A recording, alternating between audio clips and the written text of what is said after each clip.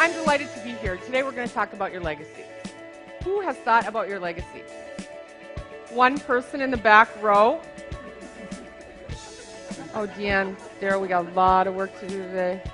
Renee really does go the extra mile in helping you plan a very successful event. Renee has an uncanny knack of just being able to interact with the audience and pull them in. If she's talking to men, she hits it where they enjoy it. Women, same thing.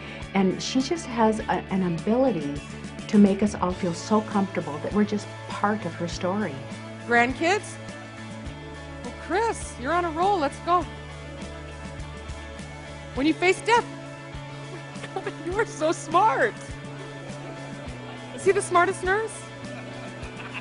I thought she was very motivational, very inspiring. I think she tugged at everyone's heartstrings. I found myself laughing and crying almost at the same time. Here, this goes like this, out into the audience. And so she went on, and she kept riding my granny, and all of a sudden my granny, who's 83, looks at her mother and she says,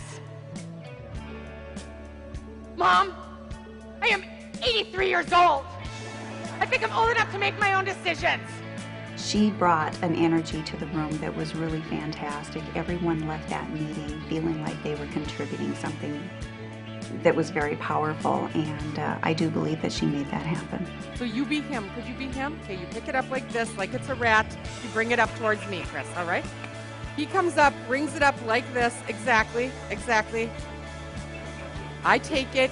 The urologists in the back are like this. Humor. She's just an extreme humorist, and that is what's so good. I typically hear lots of presentations that are real serious, sober, got to take notes. This is one of those where remember. I'll remember the stories that she told. I will relate it to other situations.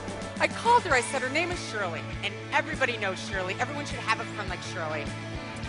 And I'm telling you, I called her and I was livid.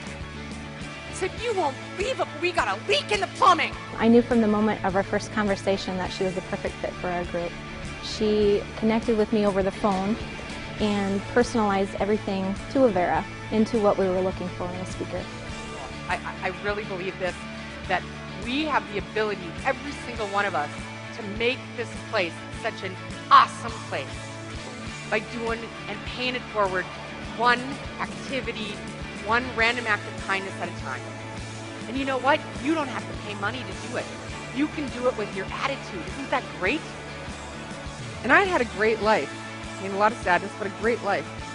And I decided at that moment, made a conscious decision that what I do with the last half of my life is going to make a difference. She's just a delight to work with, and no matter what, she's fulfilling our needs one way or the other.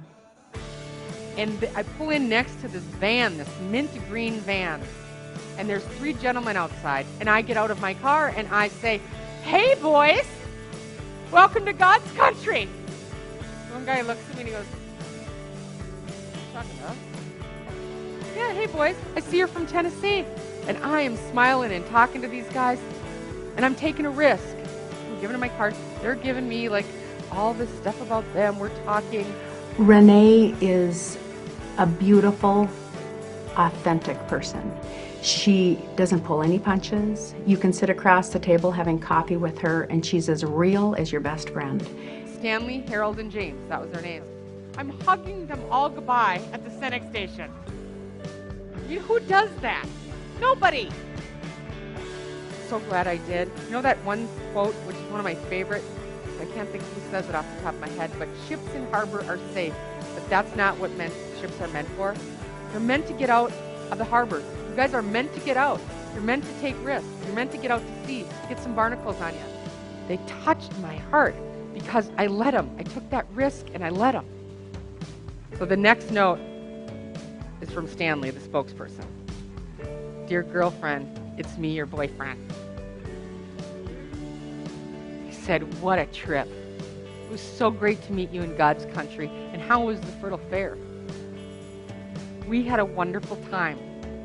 What you couldn't have known that day at that Senex station is that my bucket list was so much more shorter than I had shared with you. I write this from my room, my hospice room in Knoxville, Tennessee. Girlfriend, I have had a wonderful life, touched by faith and family and so many friends, and I count you among them.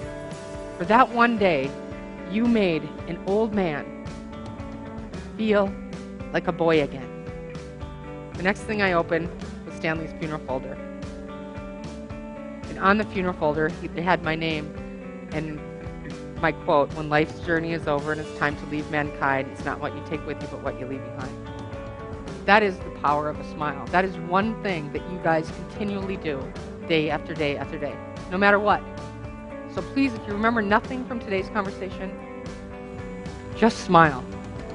I know at the end of my journey and my legacy, I hope is that I made a difference and I made people laugh some of the same things I told you. And she just makes it very real, authentic. That is Renee. I would hire Renee on the spot if I were you, because Renee is very easy to work with. She's a phenomenal speaker, and you will find that she brings a lot of energy to your event. If you're able, I want you, every one of you, to stand up, look at each other, and I want you to give yourselves a standing ovation.